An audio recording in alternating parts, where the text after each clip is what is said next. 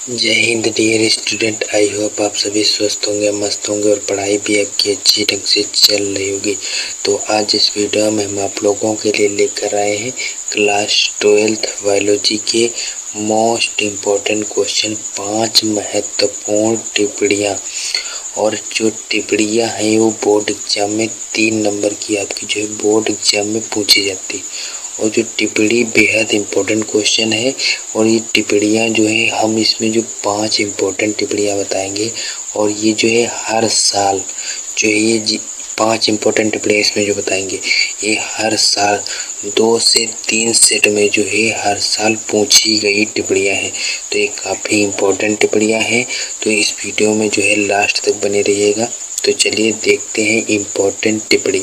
तो जो सबसे पहले इम्पोर्टेंट टिप्पणी है, बहुभुणता पर संक्षिप्त टिप्पणी लिखिए। तो जो बहुभुणता पर संक्षिप्त टिप्पणी लिखना है, हमें क्या लिखना है इसमें? प्रायः एक बीज में एक ही भ्रूण का विकास होता है, परंतु लेकिन जो है कभी कभी होता क्या है, एक ही बीज में एक से अधिक भ्रूण विकसित हो जाते हैं।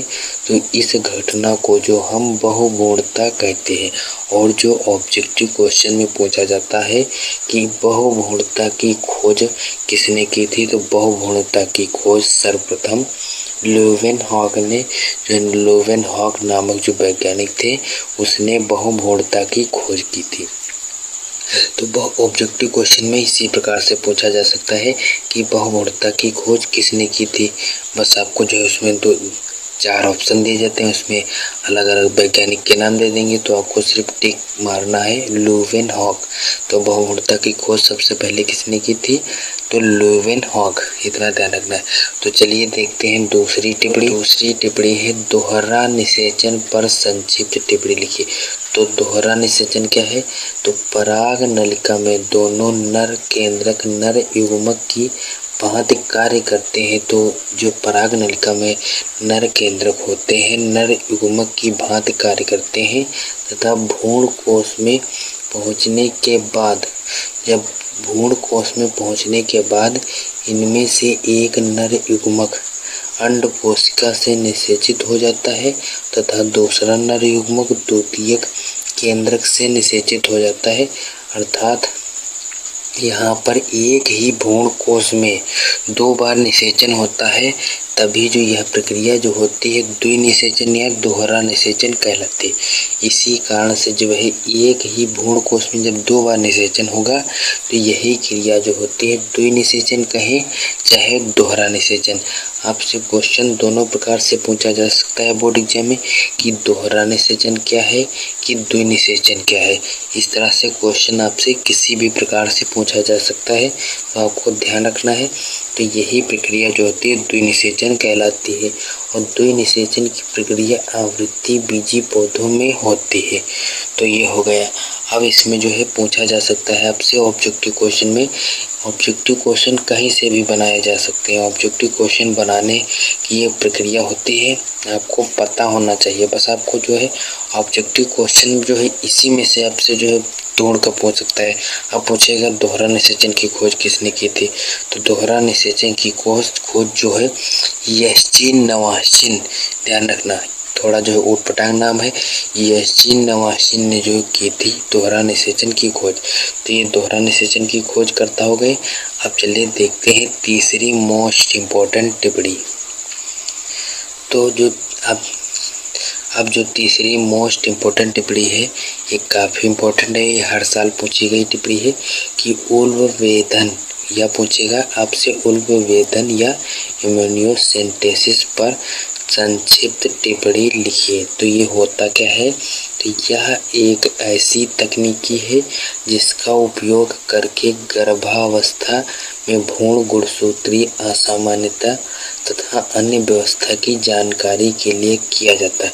उल्ववेधन जो इम्यूनोसेंटेसिस होता है, यह जो होता क्या है, गर्भावस्था जो महिलाएं गर्भ में यानी कि जो गर्भवती होती हैं उनमें जो भ्रूण पल रहा होता है उसको जो है उसकी जानकारी कैसे लेनी होती है कि भ्रूण में जो बच्चा पल रहा है कि वो जो है उसमें गुणसूत्र जो है बराबर है, समान है, उसमें कोई दिक्कत तो नहीं है। तो यही जो होता है, इससे जो है इस इम्यूनोसेंटेसिस की मदद से ये पता लगाया जा सकता है कि बच्चा स्वस्थ है, मस्त है, कैसा है। तो इम्यूनोसेंटेसिस से यही पता लगाया जा सकता है कि जो है बच्चा स्वस्थ है, मस्त है, कि गुणसूत्रों की कमी तो नहीं है। तो ये इसी को जो है यही तकनीकी है। लेकिन इसकी एक तकनीकी की खराबी इसमें क्या है, खराबी समझे चाहे जो समझे, खराबी भी है और अच्छाई भी है। इसकी यह तकनीकी की खराबी यह है, अब इसका दुरुपयोग करने लगे, दुरुपयोग यह हुआ कि इसकी जो अच्छाई है, अच्छाई ही है, लेकिन इसका दुरुपयोग होने लगा। दुरुपयोग कैसे होने लगा, इससे जो है पता लगाया जा सकता था कि गर्भ में जो बच्चा पल रहा है कि वो जो है लड़का है या लड़की, मेल है या फीमेल, इससे यह पता लगाया जा सकता था इम्यूनोसेंटेसिस की तकनीकी की मदद से कि जो गर्भ में फीमेल है या मेल है। ये कहानी इतना जो है समझिएगा, ये इतना न समझ में आएगा, हम जो बोल रहे हैं पक्का समझ में आएगा। तो ये इसी का जो है दुरुपयोग होने लगा। अब जो है भारत में लगभग 90% लोगों को जो है लड़की नहीं चाहिए। यही कारण था कि जो है कन्या भ्रूण हत्या होने लगी। अब इसका जब उपयोग ये दुरुपयोग होने लगा, अब इसका उपयोग करने के बजाय दुरुपयोग होने लगा। अब लिंग का जो है पता लगाया जा सकता था कि मेल है फीमेल है, अब इसका दुरुपयोग होने लगा। अब जिसको जो है लड़की नहीं चाहिए, बच्ची नहीं चाहिए, वो जो है गर्भ का जो है अबॉर्शन करवा देते, साफ सफाई करवा देते। जो है यही जो दिक्कत थी, बस इसी कारण से जो है इसको जो है सरकार ने इसे गैर कानूनी घोषित कर दिया और इस तकनीक को जो है बंद करवा दिया। लेकिन ये बंद अभी भी नहीं है, जिसके पास पैसा है वो अभी भी करवा सकता है। तो ये चलिए देखते हैं, यही हमने इसमें लिखा है। तो ये क्या है कि यह एक ऐसी तकनीकी है जिसका उपयोग करके गर्भावस्था में भ्रूण गुणसूत्री असामान्यता अन्य व्यवस्था की जानकारी के लिए किया जाता है। और इसमें गर्भ से जो है इम्यूनियोटिक द्रव, इतना ना पता हो तो कोई भी सिर्फ इतना लिखिए, द्रव को इंजेक्शन के माध्यम से निकाला जाता है तथा इस द्रव का नमूना लेकर इसमें गुणसूत्र की असामान्यताओं का निरीक्षण किया जाता है। लेकिन इसका जो है इसके द्वारा जो है लिंग की भी जांच, हमने क्या बताया, ये लिंग की भी जांच हो जाती है। और यही कारण है कि आजकल इस तकनीकी का दुरुपयोग होने लगा। दुरुपयोग काहे में होने लगा, कन्या भ्रूण हत्या में किया जाने लगा। तो यही कारण जो था कि जो है इसका दुरुपयोग होने लगा और भारत सरकार ने इस परीक्षण को गैर कानूनी घोषित कर दिया। लेकिन भारत सरकार को जो है कौन जानता है, रुपया होना चाहिए बस आपको जो है, आप भी जो है सब जो है जिसके पास रुपया, आज इस दुनिया में जो है रुपये का कमाल है, रुपया है सब हो जाएगा, गैर कानूनी हो चाहे कानूनी हो सब हो जाता है, रुपया होना चाहिए। बस ये हो गया इम्यूनोसेंटेसिस पर संक्षिप्त टिप्पणी। बस आपको इतना ही लिखना है, आपके 3 नंबर पक्के। अब चलिए देखते हैं नेक्स्ट टिप्पणी। तो नेक्स्ट टिप्पणी है परजीवता पर संक्षिप्त टिप्पणी लिखिए। तो परजीवता पर क्या लिखेंगे, ऐसे जीव जो दूसरे जीवों के शरीर पर रहकर अपना भोजन प्राप्त करते हैं उन्हें परजीवी कहते हैं। परजीवता दो जीवों के बीच होने वाली ऐसी पारस्परिक क्रिया है जिसमें एक जीव को तो लाभ होता है जबकि दूसरे जीव को हानि होती है। जैसे एग्जाम्पल के तौर पर जूं है, जूं यानी कि जो देहात में उसे क्या कहते हैं, जुआ, जो खोपड़ी में जुआ हो जाता है उसे ही जूं कहते हैं। खटमल, खटमल यानी कि जो खटिया में तखत में जहाँ कहीं भी ये खटमल हो जाते हैं, इतना काटते हैं जो शरीर जो है पूरा क्या बताएं, बिल्कुल जलन पैदा कर देता है, भय लगता है। यही होता है जूं और खटमल। इसमें जो है जूं को तो फायदा होता है, अब जो आपकी खोपड़ी में बैठा है तो आपको क्या फायदा है, आपको तो कुछ फायदा नहीं है, वो आपका खून जो है चूस रहा है, जूं से आपको कोई फायदा है, हमारे हिसाब से तो कोई फायदा नहीं। अब खटमल भी, अब खटिया में जो खटमल हो गया, अब खटमल भी जो है आपका जो खून ही चूसेगा, उससे आपको फायदा कोई भी नहीं मिलेगा। तो ये हो गया परजीवता पर संक्षिप्त टिप्पणी। चलिए देखते हैं आखिरी इम्पोर्टेंट टिप्पणी है, उसको भी देख लेते हैं।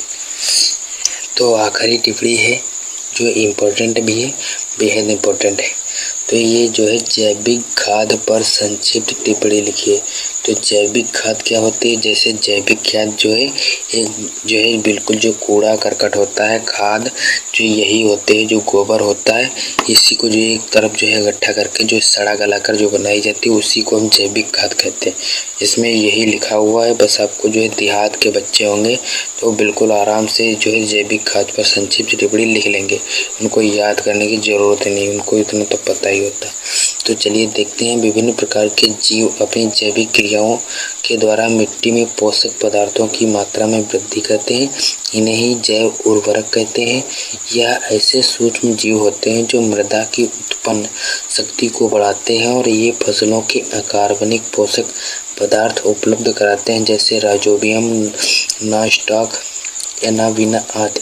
ये हो गया। और ये रासायनिक उर्वरक की तुलना में उपयोगी होते हैं, क्योंकि ये रासायनिक उर्वरक जो है सस्ते होते हैं और तथा मृदा की उर्वरक शक्ति को नष्ट करते हैं। जो रासायनिक खाद्य आते हैं जैसे डाया यूरिया है, ये जो है आपकी ज़मीन को बंजर बनाती है। तत्काल तो फ़ायदा देती है, लेकिन जो बाद में जो होता क्या है, ये जो बाद में जो है जो आपकी जो ज़मीन को नुकसान पहुंचाती है।